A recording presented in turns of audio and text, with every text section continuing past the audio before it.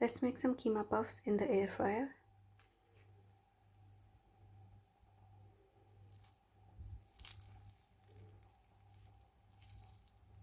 Take some oil in a pan, about 250 grams of keema. Now fry the keema until it's fully brown.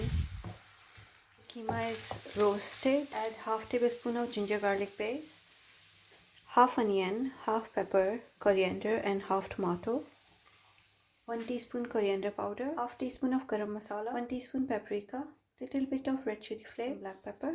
Now cook everything until all the water is evaporated and the keema is like fully dry and cooked. I've added a little bit of salt. I'm just adding a bit more, and the keema is cooked, so just let it cool down now. This is some ready-made puff pastry. This is the keema filling that we made. It's cooled down. Make sure that you cool it down completely.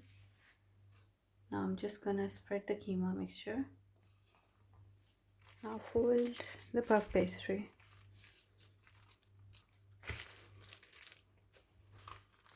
Dust some flour. Cut them into pieces. Now I'm gonna place these into the air fryer. I'm just putting some egg wash on them. If you don't want to use egg, you can use milk or yogurt as well.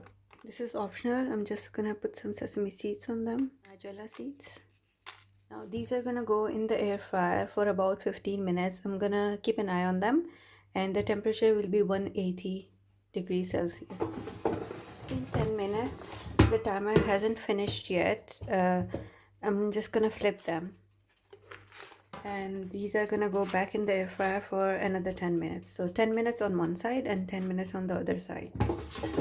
And I'm gonna increase the temperature to 200 degrees Celsius now.